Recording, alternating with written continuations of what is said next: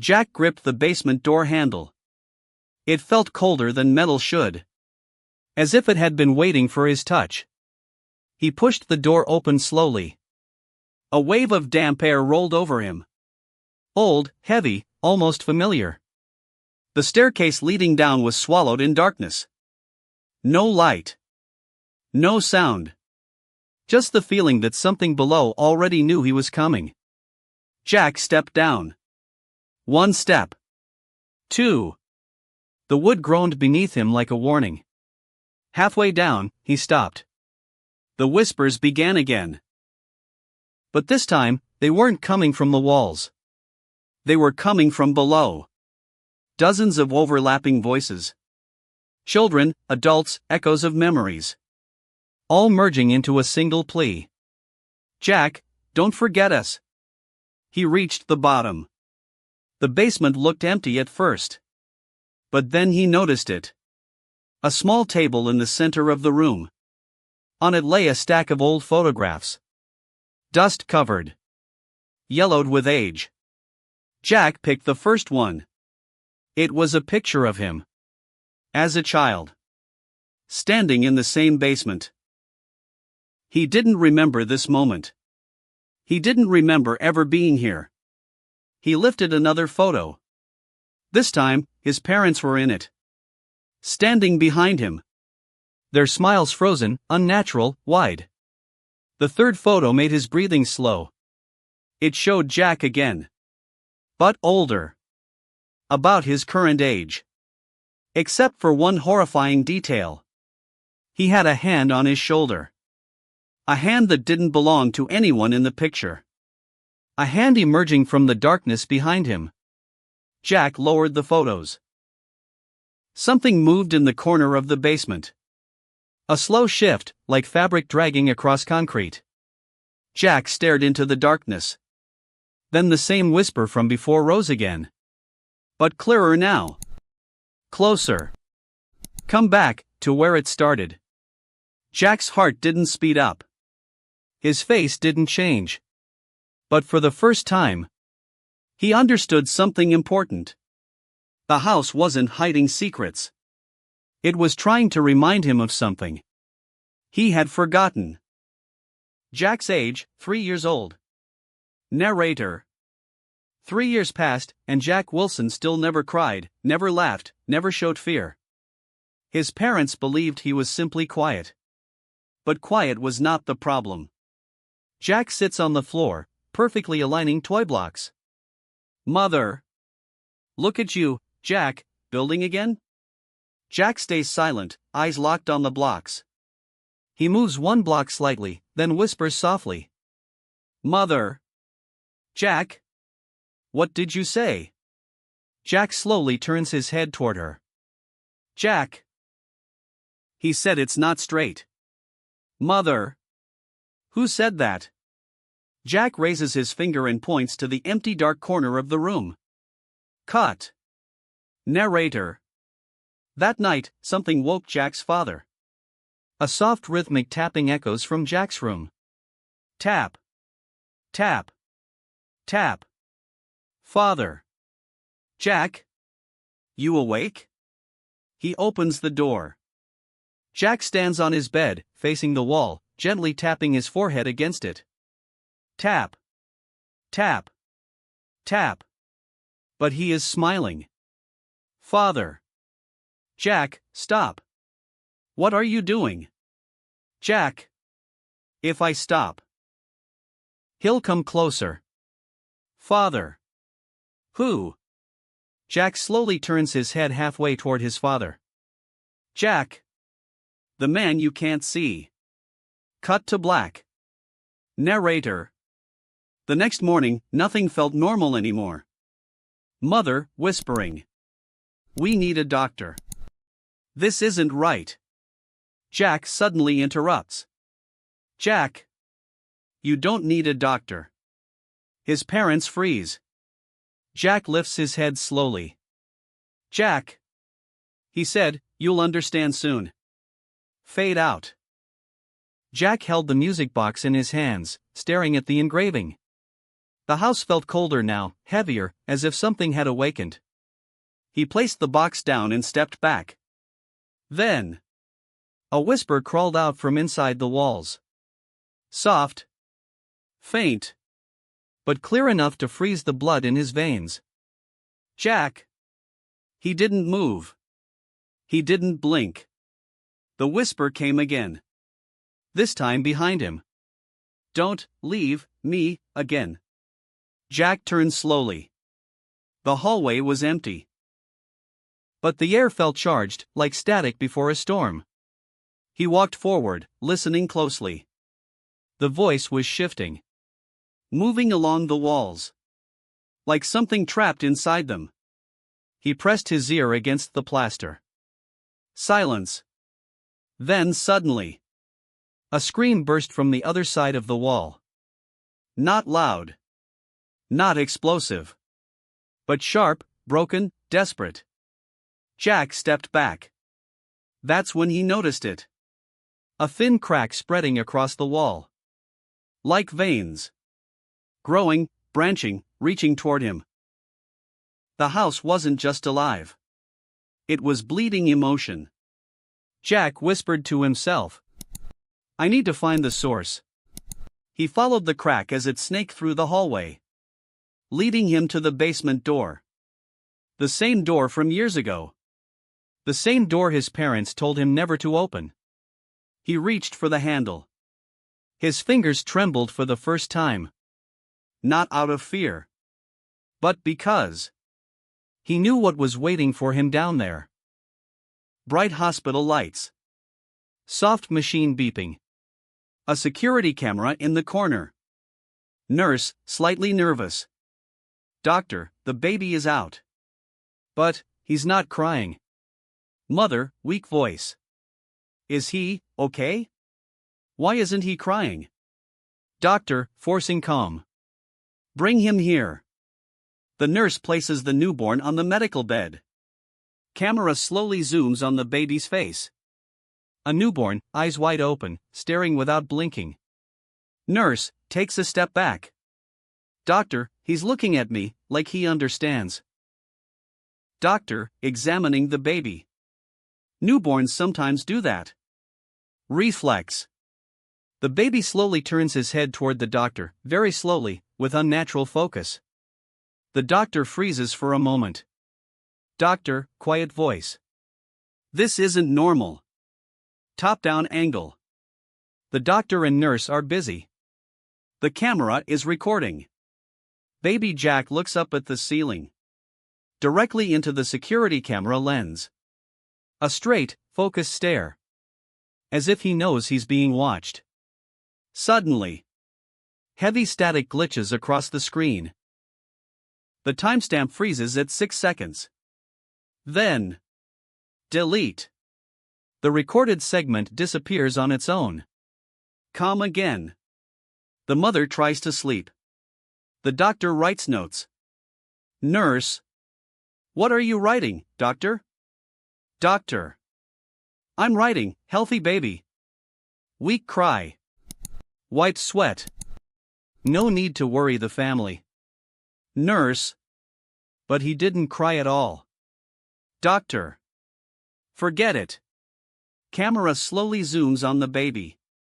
Jack stares upward. His fingers move slowly. Like he's trying to grab something that isn't there. The nurse gasps. The baby smiles. Not a baby smile, something else. Soft ambient hum. Low tension music. Text or narrator. Jack Wilson, the baby born without a cry. He didn't need to scream. He was simply observing. White flash. End of chapter. Ever since Jack discovered the hidden number carved under his bed, the nights have changed. Silence doesn't feel like silence anymore. It feels watched. Tonight, at 2:13 a.m., Jack woke up again. Same time. Same cold air. And the same sound, soft footsteps in the hallway. But Jack wasn't scared. Not anymore. He stepped out of his room, following the footsteps. The corridor felt darker than usual, as if the house itself was holding its breath. Halfway down the hall, he saw it. A shadow. Tall. Still. Facing the wall. Jack whispered, "Who are you?" The shadow didn't move. But the wall. The wall began whispering back. A distorted voice murmured his name, over and over. Jack. Jack. Jack. Suddenly, the lights flickered and the shadow vanished. But something else appeared in its place. A small piece of paper on the ground. Jack picked it up. One sentence was written in shaky handwriting. "Stop following the truth, or you won't reach chapter 10. Jack didn't panic. He smiled. Because someone was threatening him. And that meant he was getting close. When Jack Wilson turned 5, he finally started speaking more. But the things he said were not what any child should say. The teacher walks past Jack's table and suddenly freezes. Jack is drawing something disturbing. Teacher. Jack, what are you drawing? Jack doesn't look up. Jack. He asked me to draw him, so he doesn't disappear again. The teacher slowly kneels beside Jack and sees the drawing. A tall, faceless black figure, standing behind a small child. Teacher, confused. Who is this person? Jack finally looks at her, expression empty. Jack. You can't see him. But he can see you. The teacher shivers. Cut. Jack sits on a chair, swinging his legs calmly. The teacher and principal whisper across the room. Principal, concerned. This isn't normal. Children don't draw this kind of thing. Teacher. He said, someone told him to draw it. The principal approaches Jack gently. Principal. Jack, why did you draw that scary man? Jack looks up slowly. Jack. He's not scary. He's helping me. Principal. Helping you with what? Jack leans forward slightly. Jack. He's teaching me what people hide. Silence. Then Jack tilts his head. Jack. He already knows your secret. The principal's face drains of color. Principal. What secret? Jack smiles faintly. Jack. He said you'll confess soon. Dark cut. That night, Jack's mother found something worse. She enters the room and sees pages scattered everywhere. Hundreds of drawings. Each one shows the same faceless figure. Standing closer and closer behind Jack. Mother, terrified. Jack, why did you draw all of this? Jack turns to her slowly. Jack. He said if I stop, he'll start drawing instead. Mother swallows hard. Mother. Jack, who is he? Jack steps closer, whispering. Jack. The man in the corner. The one who never blinks. Fade out. Jack stood in the basement, holding the photographs. His hands were steady. But the world around him felt like it was shifting again. He stared at the last photo. The one with the hand on his shoulder. Something about that hand felt familiar. Like he had seen it before. Or felt it before. Jack turned the photo over. On the back was a date. A date that made no sense. It was from 3 years before he was born. He blinked once. Not in fear. But in confusion. Then he noticed something else. Barely visible under the dust. A faint sentence written in the corner. You promised you wouldn't forget. His chest tightened, not with emotion. But with realization. A sound echoed behind him. Soft, slow, dragging footsteps. Jack turned sharply. A figure stood at the edge of the darkness. Not fully visible. Not fully human. Its outline flickered. Like a corrupted memory trying to take form. A voice, broken and layered, spoke. You left us here. Jack. Jack didn't move. He waited. The figure stepped forward. Its shape twisting, shifting. As if the house itself was trying to build a body for it. You made a promise. The voice said. You made a promise before they erased it. Jack's eyes narrowed. Who erased what? The figure lifted its head. Though its face was unfinished, Jack could feel it staring at him. They took your memories, Jack. All of them. About the experiments. About the basement. About us. Jack felt something click in his mind. A locked door creaking open. A forgotten pain. A hidden truth. The figure extended a trembling hand. Come with me. And I'll show you what they did to you. Jack took one slow step forward. For the first time, the house seemed to hold its breath. Jack left the hidden room slowly, closing the door behind him. But when he turned, the hallway looked different again. The window at the end of the corridor. It was gone. He walked forward, counting steps. 9 steps. He counted again. 7. The house wasn't just shifting rooms anymore. It was shrinking, tightening around him. As if trying to swallow him. Jack reached the living room. Everything was silent. Too silent. Then. Knock, knock, knock. 3 slow knocks echoed from upstairs. But Jack knew something important. He was alone in the house. He climbed the stairs carefully. Each step creaked under his feet.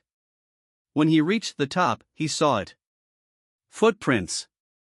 Tiny, dusty footprints leading down the hallway. Child-sized. Fresh. Jack followed them until they stopped in front of the old bedroom. The door was half open.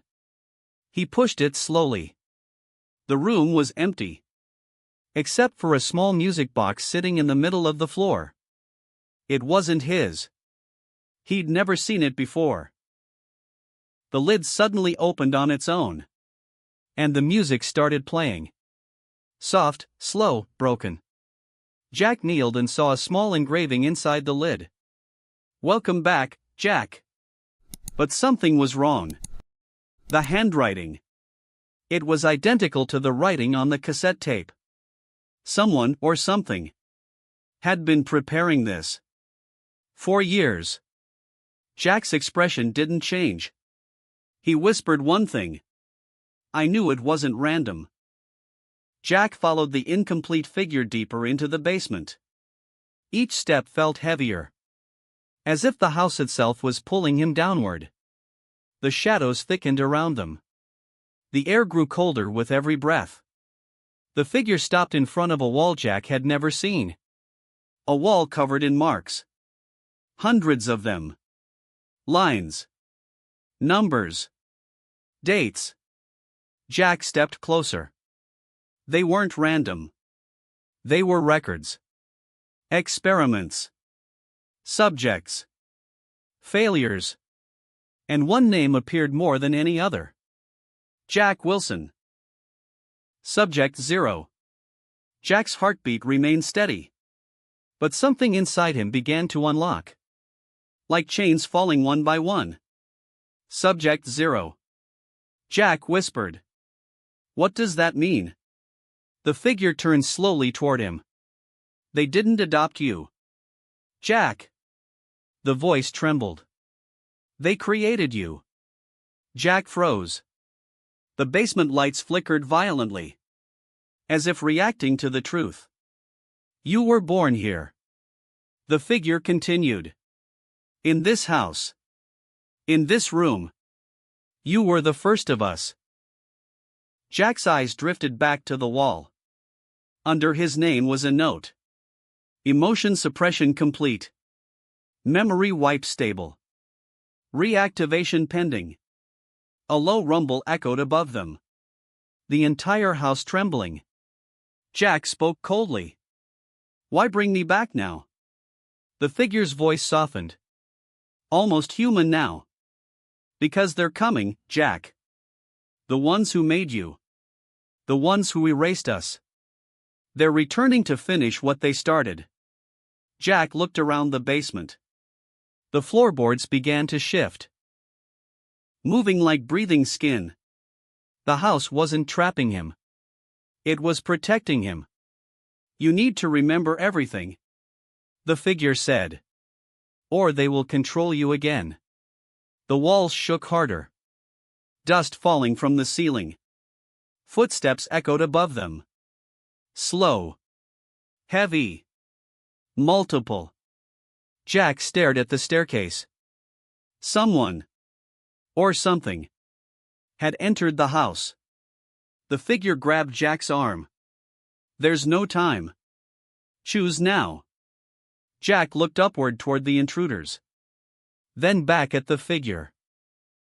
His face stayed emotionless, but his voice carried a quee.